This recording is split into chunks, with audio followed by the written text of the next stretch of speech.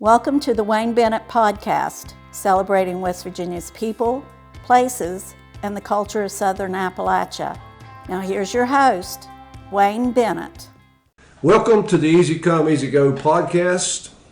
This is Wayne Bennett, and I'd like to give a big shout out to Susan DeVoris Tate, who lives in the suburbs of Cincinnati, and she was the maid of honor at Diane and my wedding years ago, and she is a follower of our podcast and said it was quite a walk down memory lane. She didn't know all the people that we've interviewed, but she's really enjoyed it, and that's what it's all about. You know, we want people to check in with us, and maybe we bring back some old memories and make some new ones, and we usually have a diverse group of people. We've had business owners, healthcare workers, golfers, teachers, financial advisors, musicians. So it's this is our 18th podcast, and so we enjoy being here. So check in. If you don't want to listen, check back next week.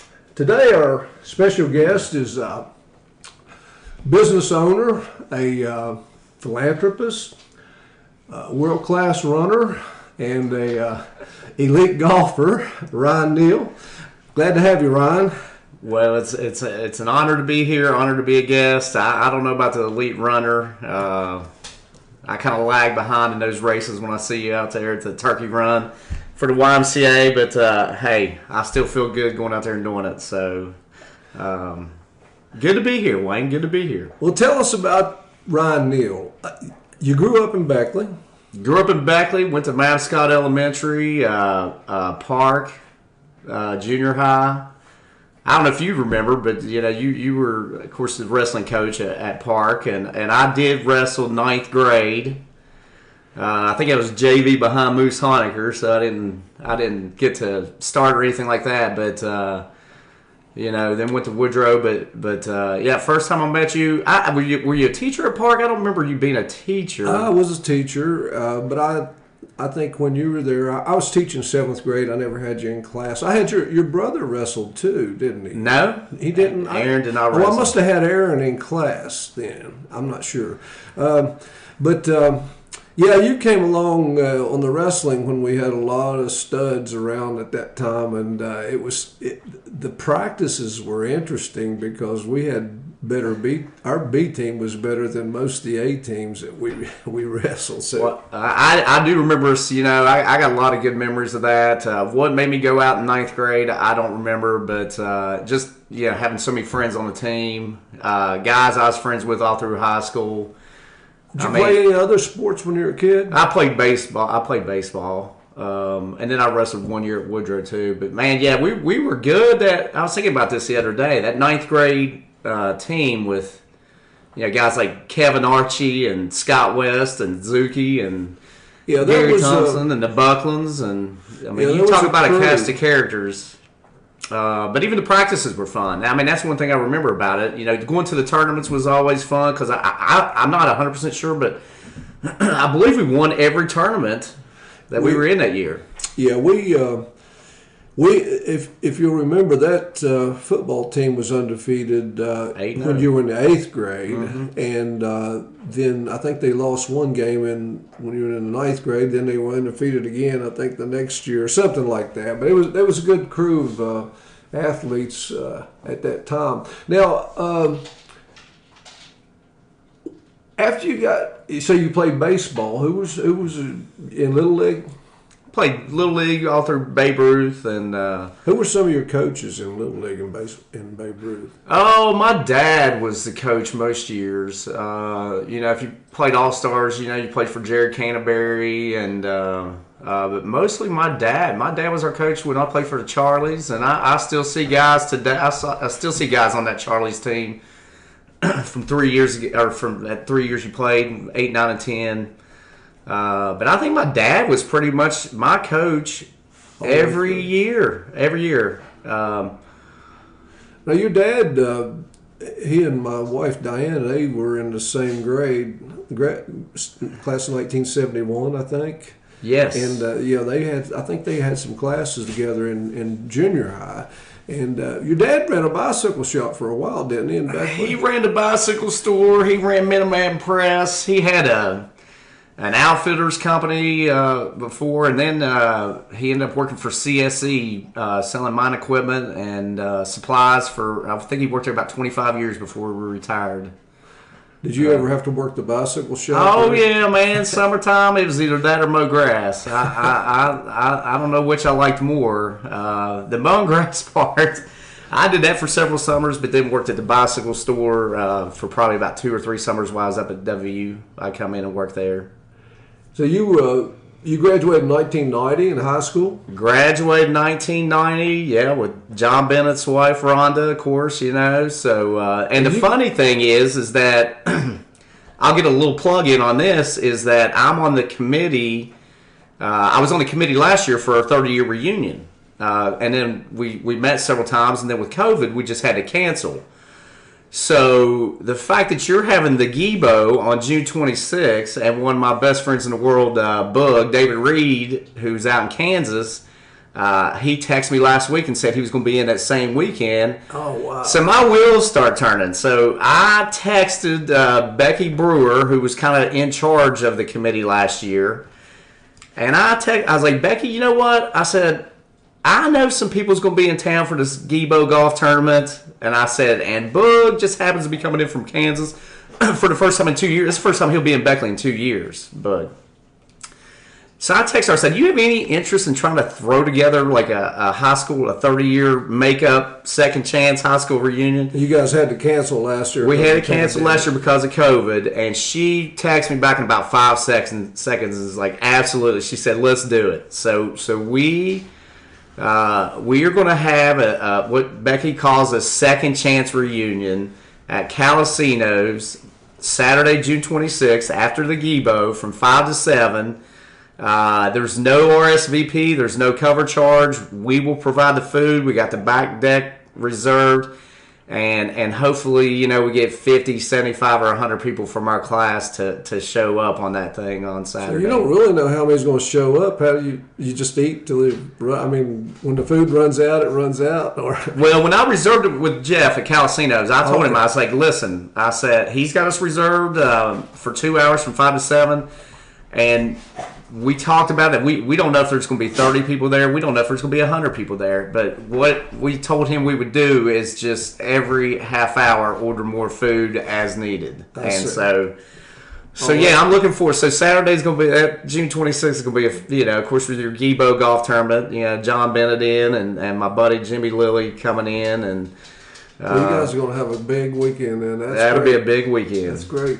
Now, after you graduated, what'd you do then from high school? Well, so I went to WVU, graduated from West Virginia University. What'd you study up there? I got a marketing degree, and as soon as I got back, my first day back in Beckley, I got hired by Beckley newspapers.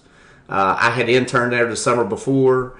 And so it was kind of a blessing. I didn't have to go look for a job or nothing. That first day I was back in Beckley, they pulled me in for an interview and asked me if I wanted a job. So I worked there for about a year and then left there to go to WVVA, which I worked there for about 6 years.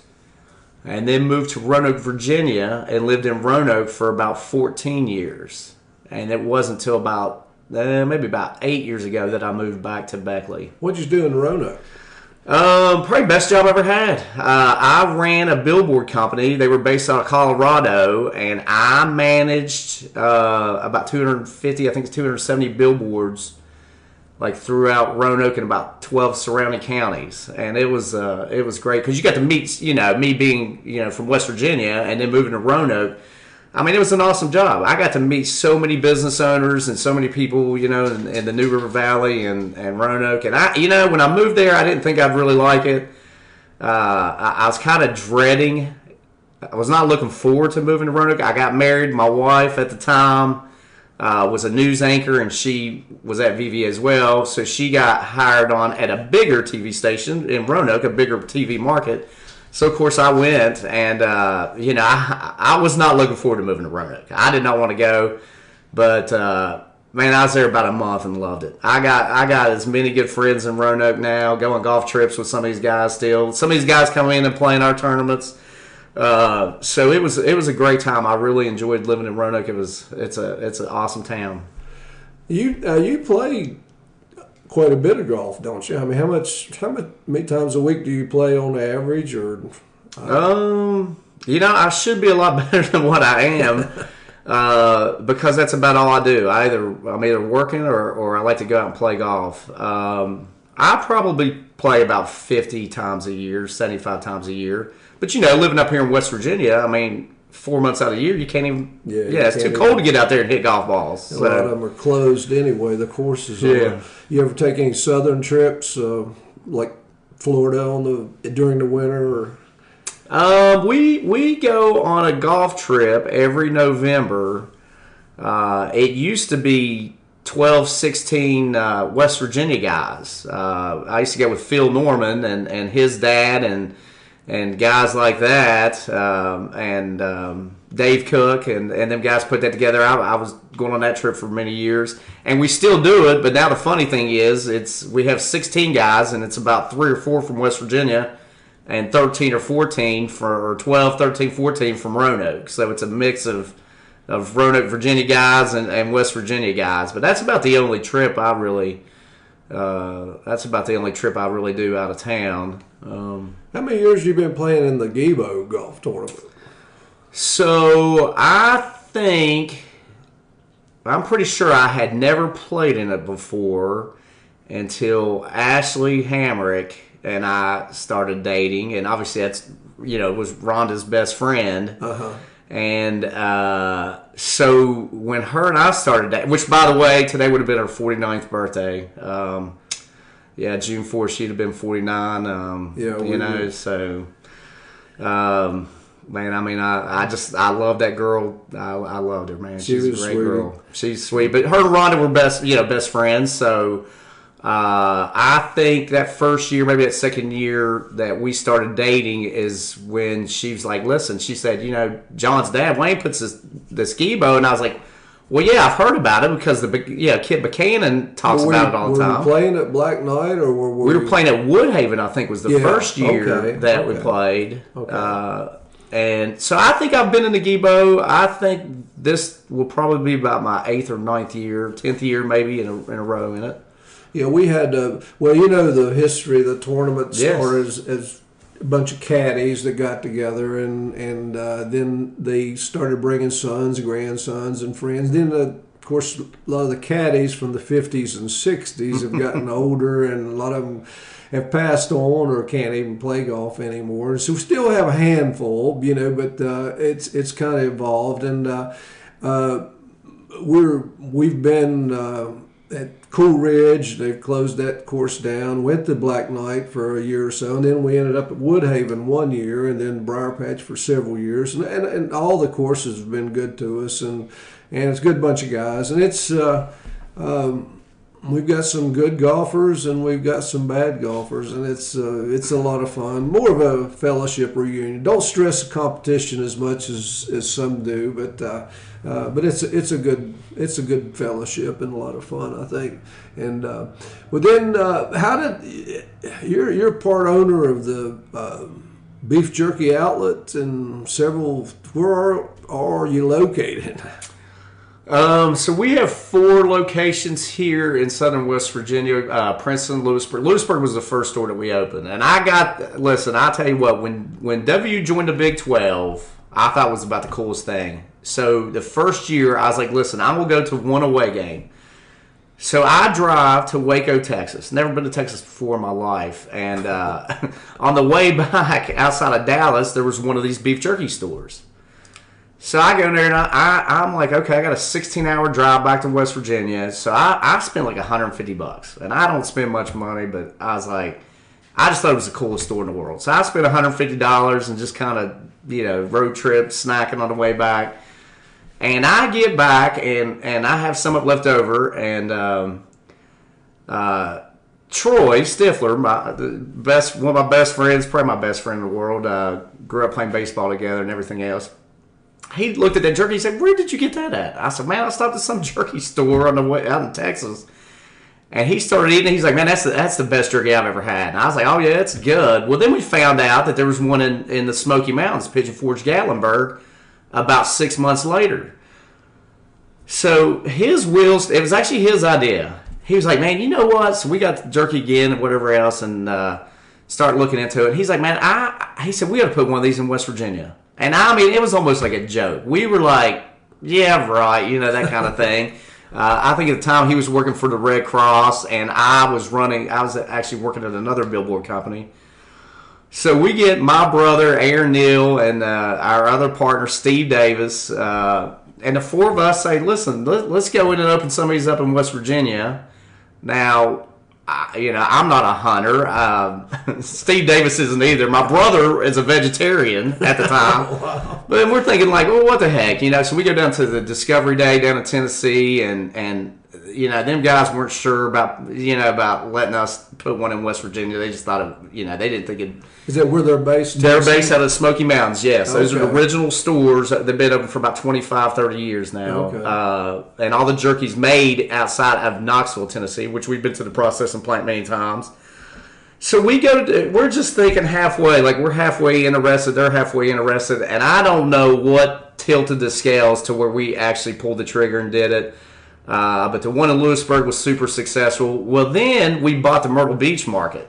So we opened 4 stores in Myrtle Beach, South Carolina, and ran those for 4 or 5 years.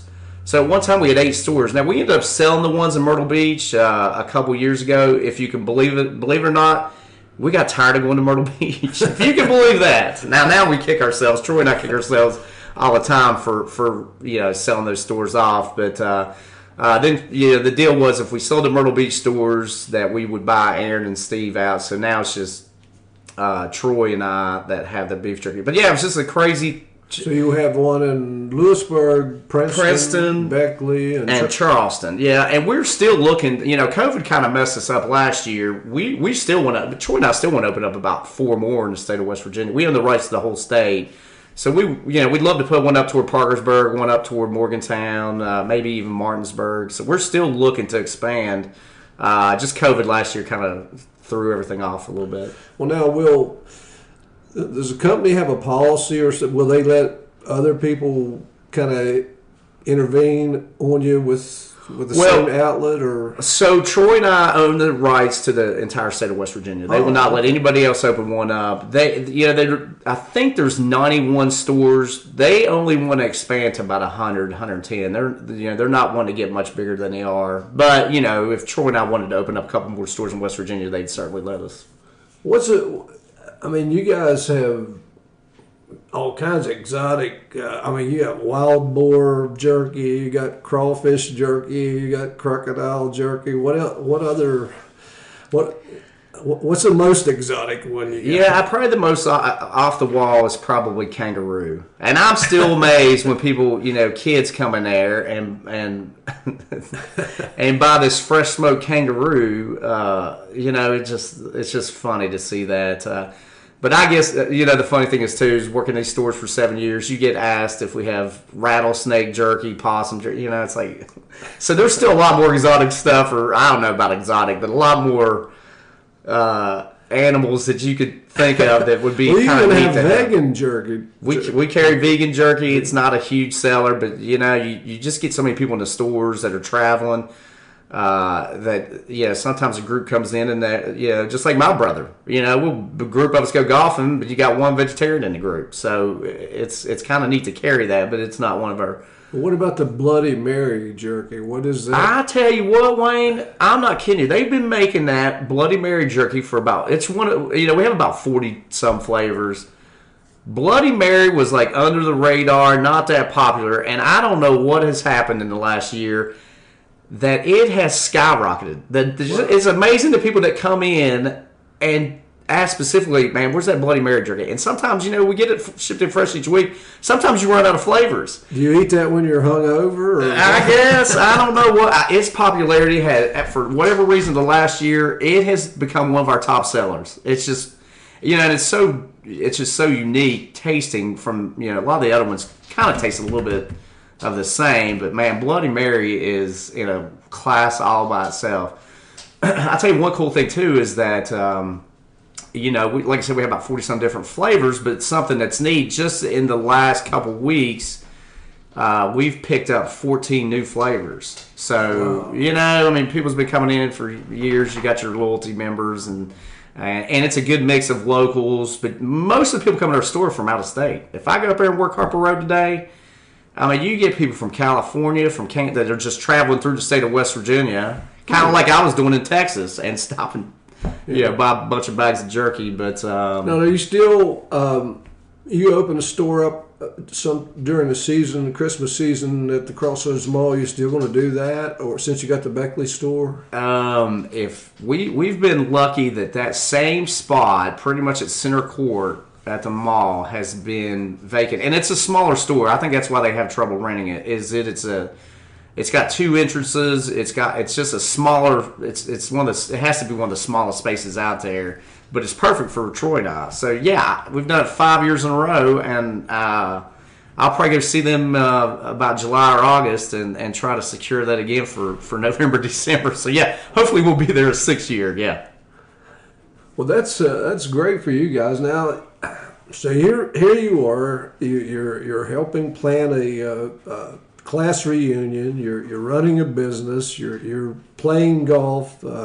You're running some, and now you guys, a couple years ago, you guys started having this huge golf tournament called the Mountain State Classic, and it used to be called the B&I. How did that come about? Formerly the B&I. So Beckley newspapers had ran that tournament, the B&I, since 1980. 1980 was the first year.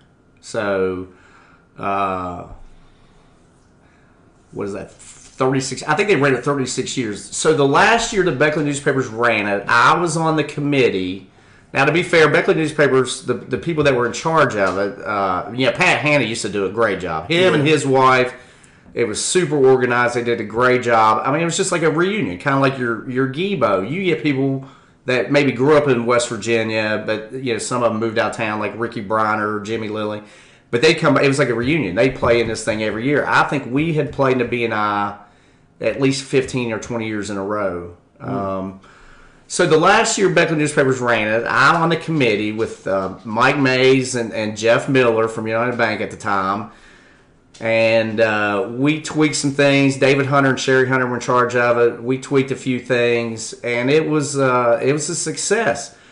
So then the very next year, I start hearing rumors of in February or so, or maybe it was even March, getting close to where they start putting the sign-ups out. We find out they're not going to do it. The Beckley newspapers just decided, you know what, we're just not going to do it this year. 36 years, but it's over. Mm-hmm. We're done with that. So I got my friends who were like, hey, when's the B&I need to take off vacation days and stuff like that? I was like, I'm not really sure. So Mike Mays comes up to me and he's like, he said, this is too good of a tournament just to let it go. Because for those people that's never played in it, the neat thing about the tournament is that you play your own ball. It is not captain's choice. It is, you play your own ball, but you played at 3 different courses. It's Grandview the first day, Stonehaven the second day, which they've done Pipe Stem in the past, they've done Briar Patch in the past, and then you finish up at the Cobb course the third day. So it's a really unique tournament, and people love to come in and play in it. So Mike Mays is like, this is just too good of a tournament. I think we could do this on our own. So I was like, having been on the committee the year before, I was like, let's do it. Let's try it. So we got Raleigh General Hospital was actually our first sponsor. Matt Roberts was running. Really? He was new. He was new to Raleigh General. We sat down in his office, and he's like, I love it. He said, we're in. So we were able to get that sponsored. Then Jan Care, United Bank with Jeff Miller again was one of the sponsors, and we got LNS Toyota to donate to give us a chance to hit a hole in one to win a new truck or whatever. So Sean Ball was huge in that, and well, how come these people were sponsoring you though? What turned them on? Well, we was going to change the name because obviously we couldn't use Beckley newspapers Invitational B&I anymore. So we just said, listen, we're going to switch it to Mountain State Golf Classic, but you're still going to have your same committee members that ran it. We're going to get volunteers from Raleigh General Hospital, And man, let me tell you, it was a ton of work at first year. Mike Mays will tell you, to get that organized. And we set a goal of 120 golfers, which is the max you can take. So I think the first year we had 108. The second year we had 116, and then last year, even with COVID and everything else, we maxed out at 120. So it has been, and then one of the best things that happened was we got Little General the second year. They saw how successful it was the first year because they were actually having a golf outing. Holgerson and them guys were in town and playing one of the courses at the same weekend. It was a Sunday, the same weekend we were there. And they just looked around, saw the signage and all the people, and they were like, what in the world? And they were like, man, we want to be in this thing next year. So Little General, Darby and Corey and their PR man Charlie Houck was like, yeah, listen, man, this is a great event. We want to be part of it. So now they are our title sponsor. But it has, it's just every year it's gotten a little easier to run because people have seen how organized and it's just a fun time. So I think this year will be our 41st year, but it'll be our 4th year under Mountain State Golf Classic. So what do you make some money? You have whole sponsors. Where does the money go? Where has it gone? The last 3 years we gave all the extra, and it was always between $5,000, $6,000, $7,000. We gave it to the Alzheimer's Association. Oh, that's great. And they would set up a booth, and and they'd give out literature about it, and you'd be amazed by how many people that were playing in the tournament. Alzheimer's had affected somebody, of course, a friend, a family member, or whatever else. This year, we're switching it up. We said we was going to switch it every year. We just didn't do it. So this year, all the extra money, all the proceeds are going to the Raleigh General Senior Friends. Wow, that's and the best thing about that is that all that money stays local. I mean, it's all right here in Beckley, Raleigh County. And for those that don't know much about the Raleigh General Senior Friends, is that it's a group of about 2,000 local members and volunteers, and they help donate money. They help raise money for different charities like the Alzheimer's Association. They do food drives, the Humane Society, Helping Hands, and things like that. But these are all like 2,000 active members of our community that raise money or volunteer. They do the United Way, the Wonderland of Trees. They help out for the Women's Resource Center. So what they do is these 2,000 members, they put out a newsletter each month. But the best thing is all that money stays local, and then they have their own charities and things that they raise money for and help out at. When is the golf tournament this year? So it's July 10th, 11th, and 12th. It's usually always the weekend after the 4th of July. You still have some spots open. So Mike Mays and I met yesterday because people have turned in entry forms to him. I've had lots of them mailed to me. Again, we maxed out at 120, so him and I got together yesterday for about 2 hours and ran the numbers. We were at exactly 100 paid entrants, people that have paid and turned in their entry forms. So I put on Facebook, on our Mountain State Golf Classic Facebook page, I was like, hey, guys, I got 20 spots left. The tournament's still 6 weeks out, but if you haven't turned in your entry form and you plan on playing, get a hold of me or Mike.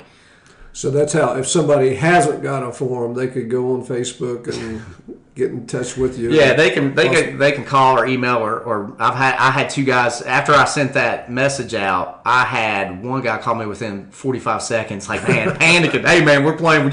I've been out of town. I'll get you the entry form. So as of yesterday, we're actually up to 112. So some of these people are coming in from out of state and stuff too. I mean, that's got to help the local economy. I mean, and staying in hotels, a few of them, and gas and those kind of things. So it's great. It's great what you guys are doing, and I don't think you'll have any problem reaching 120. One last thing. We're getting close to the end, surprisingly. What's on your bucket list? What's in the future? What are you thinking about? You said, of course, adding stores business-wise. What would Ryan Neal like to do they hadn't done? Or I tell you what, I've got some of my good friends in Roanoke, and I was invited, but I didn't go. They were going to go last year, and it got canceled. But I would love to go out to Europe and play golf and play, the courses out in Scotland or England and stuff like that. Just go overseas. I mean, I've been to Germany a couple times when I was with the Army Reserve Center. But I would love to go over there and play golf on those courses. St. Andrews, I don't know if you get on there, but any of those courses that you see that they play, like the British Open.